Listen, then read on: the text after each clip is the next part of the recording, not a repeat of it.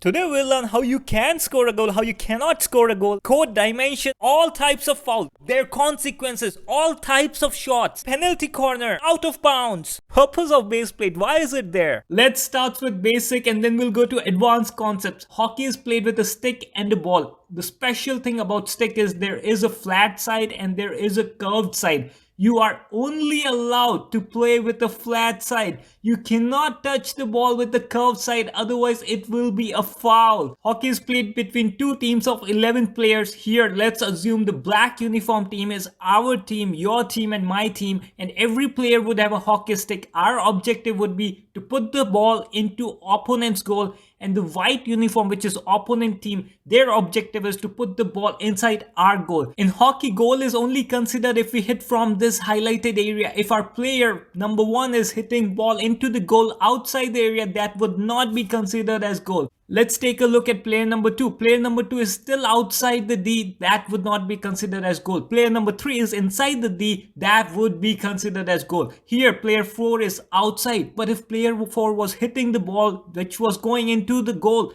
and player 5 just touched the hockey stick, then that would be counted as a goal because player 5 is inside the D. Now take a look at the dimension. You can pause the video, take a look at it. The important terms I want to discuss here is the striking circle, also known as shooting circle or D. This is known as back line, and then there's a 23-meter line and 15-meter mark. These are the important terms we will be using. Now let's take a look at a goal. There is a base plate, there is a specific purpose, I will tell you for sure. Now the goalkeeper wears a lot of protection, and if you can see, the goal and the goalkeeper are of same size, so goal is not too big. Now let's see how you can move the ball. So one way of moving the ball is dribbling. So you move this ball with your stick, but you can only use the flat part of the stick. You cannot use the curved part of the stick. This way of moving ball is known as dribble. Another way our players can move is hit the ball to another player, known as pass.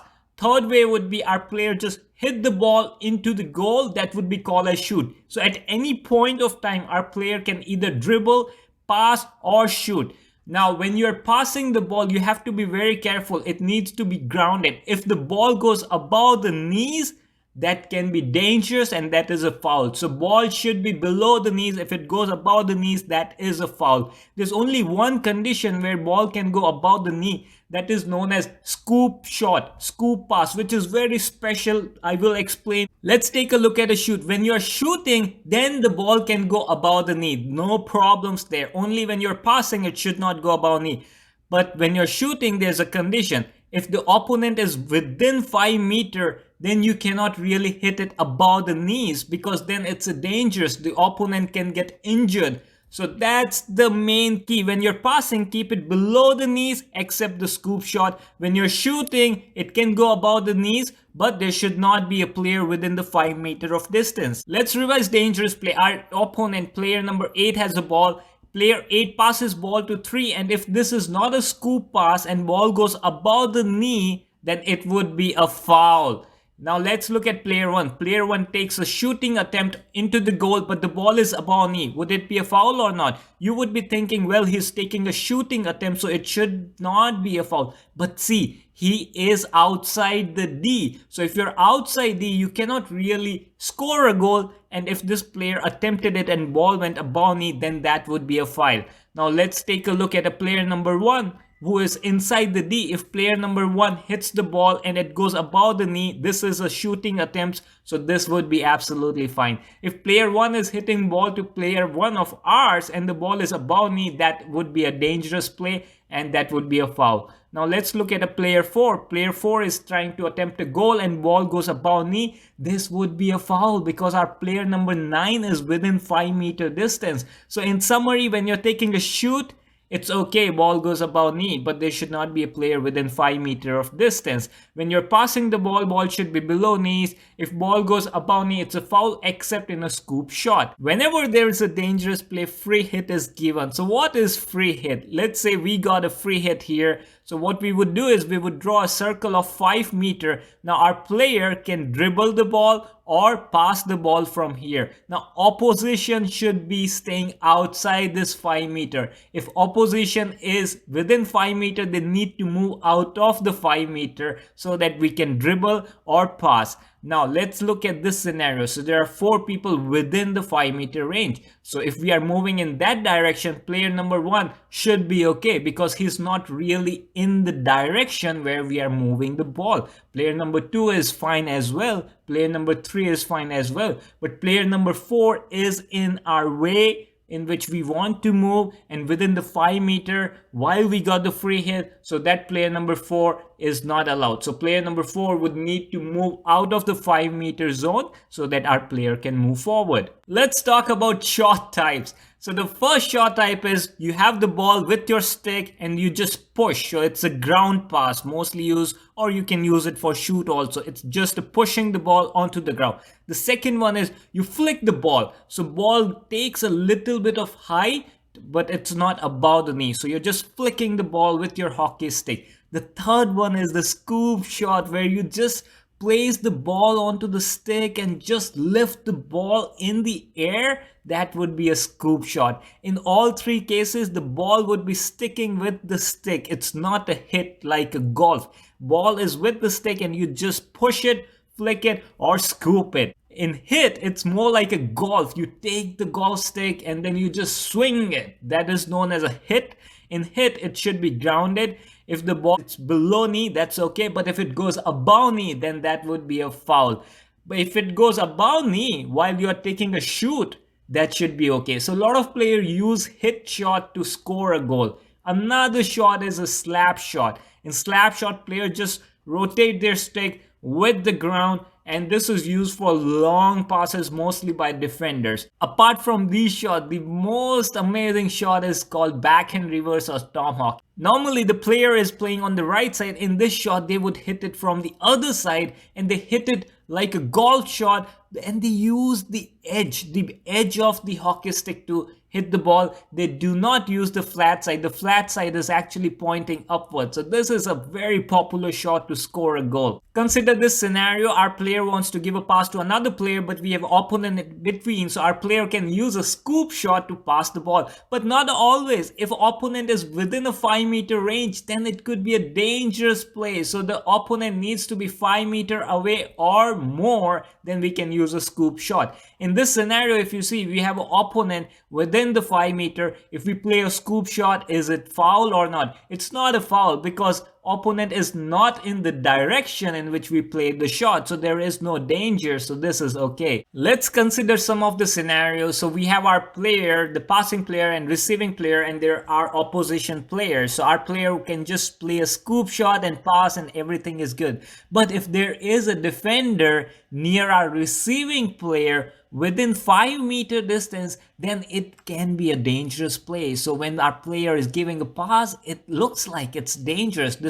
Our player should not have even played this shot. So in this case, a free hit is given to opposition team from the location our player passed the shot. Consider another scenario. Now in this scenario, the ball is going to land at the location and no one is there. So while our player is playing the shot, there is no danger. But while the ball was in the air, 2 players reached there, our player opposition, so now it is dangerous. So in this case, while shot is being played, at the beginning there is no danger, but at the end there is danger, so this would be a foul. But in this case, free hit would be given from the location where there was a danger. Consider third scenario. Our player gave a pass, no one is there, no danger, it's okay, just play the regular game. Another scenario. Now here in this case, our player is at the location where ball is going to drop. While ball was dropping, opposition came in. Now opposition came in and that's why danger is created. So it's because of our opposition. So we would get a free hit from this location. So these are the case when free hit is defined for a scoop shot. There are other ways in which foul can occur. Let's take a look at that. So here our player has a ball in black uniform. Our oppositions come from behind and tackle. That is a nonsense. You cannot do it because our player cannot see who is behind him or her, and if our player swings the stick, the other player can get injured. So this is not allowed. Tackle from behind would be a foul. Another is body obstruction. Our opposition cannot just come and push it by body. That's not allowed. That would be a foul. or they cannot just come and stand in the path in which we are going. They have to give us a way to go forward. Two defenders cannot defend our one player. It has to be one defender. Only one defender can defend. If two comes, it would be a foul. Stick inference is when opposition hits our player sticks. That's nonsense again. Opposition can hit the ball. Why the heck are you hitting the stick? So that's why it's a stick inference. Another way is we are passing the ball and they use their body to make a contact. So if there's a body contact, then it would be a foul. Now these are the ways opposition can do foul, but our team can also do foul when we have the ball. For example, we have the ball, we hit it on our player's body accidentally, then that would be a foul. Or if we are using our body to defend against opposition, then that would be obstruction. Or if one of our player comes between our ball and the defender, that would be third party obstruction. Or if we use the curve side, we cannot use the curve side, that would be foul. Or if we use our stick and swing it when the ball is above the shoulder. So you cannot swing sticks when ball is above shoulder. You have to allow ball to come below the shoulder and then you can play. Last one is dangerous play when the ball is above the knees. When you're hitting the ball as far as it is below the knees, it's okay. But if it goes above the knee, then that would be a dangerous play. So these are the ways in which we can do the foul. Depending upon severity of foul, there could be different consequences. Referee can give a green card, which means player sits out for 2 minutes and then come back. Yellow card, which means player sits out for 5 minutes or 10 minutes and then come back, and red card means the player is out of the game. Now these cards can be given multiple times. So a player did a foul, gets out for 2 minutes, come back in. Another foul, gets out for 2 minutes, come back in. Dangerous foul, maybe get out for 5 minutes. So it is not limited to one player, one card. Depending upon situation, referee can give it multiple times. Depending upon location of foul, there are different consequences. For example, our players did a foul in this area, then a free hit would be given to opposition. If our player does foul in this area, then free hit can be given. Now you do see this dash line. What's the purpose of this line? If opposition get a free hit outside dash line, they can move directly inside. But if they get a free hit between the dash line and D, then they cannot move directly in. They need to move 5 meters sideways and then come in, or into the right side, or go back and then come back in. If foul is severe in this area, then penalty corner can be given. And any foul in this red area, penalty corner is given. So what is penalty corner? This is very interesting part of hockey. So what happens in penalty corner is our opponent got the penalty corner. So we can have our 5 players inside the goal, and their one player can take the ball either here or here, and their players 1 foot should be outside this line. And what they would do is they would pass the ball. Now ball should cross this D, only then they can hit it. That's why all of their player is outside the D, because once this player play the ball, it should go outside the D, then only they can hit it. And once they play the ball, our 5 players can move out. Now apart from these 5 players, all our other players should be on the other side of the half. Player 5 gives pass to the player 1 who is outside the D. Now player 1 cannot hit the ball because it's an incoming ball. So typically player 1 would stop the ball.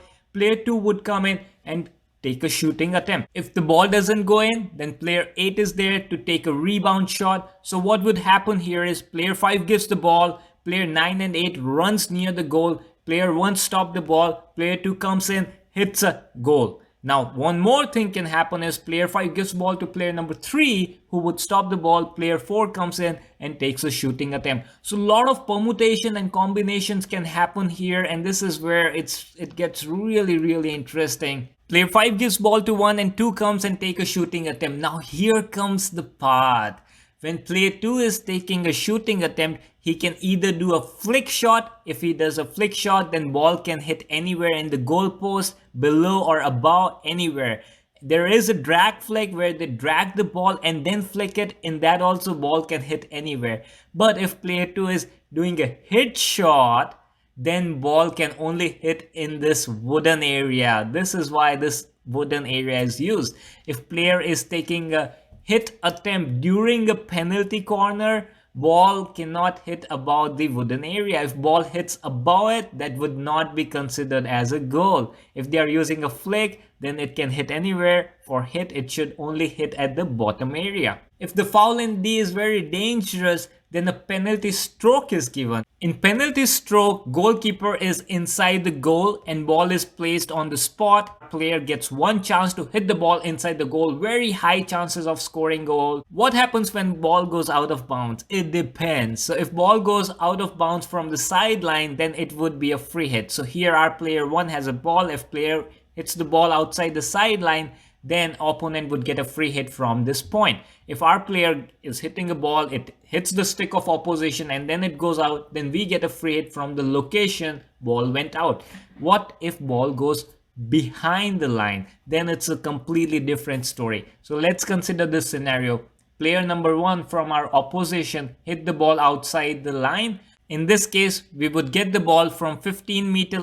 We would draw a perpendicular line. Wherever it meets the 15-meter line, we get a free hit from that side. If ball goes from here, we draw a line and then we get free hit from this location. Now if ball hits our player and it goes behind, then opposition would get a free hit from 23-meter line. So they would draw a perpendicular line. Wherever it meets 23-meter line, they get free hit from there. If ball goes outside at this location, then they would get free hit from this location. This is only if our player unintentionally hit the ball behind the back line. If our player has hit the ball behind the back line intentionally, then it would be a penalty corner. So how do we know if it's intentionally or not intentional? That is based upon umpire or referee. They decide if our player had hit the ball behind the line intentionally, then it's penalty corner. If unintentional, they get free hit from 23-meter line. Hockey is played in the 4 quarters of 15 minutes each. It's a 1-hour game. There are unlimited substitution. They have a 5 substitute players. A player can come in and go out any number of times. There are no restriction there. In case the score is same after the 4 quarters, then there is a penalty shootout. So what is a penalty shootout? In penalty shootout, goalkeeper stands inside the goal line and player gets the ball at a 23-meter line and player has 8 seconds to hit the ball inside the goal. If player hits the ball inside goal within 8 seconds, it is a goal. Otherwise, it's not a goal. Thank you guys for watching this video. Subscribe and check out the channel to learn about all other amazing sports. And I wish you all the best in your hockey journey. Bye-bye.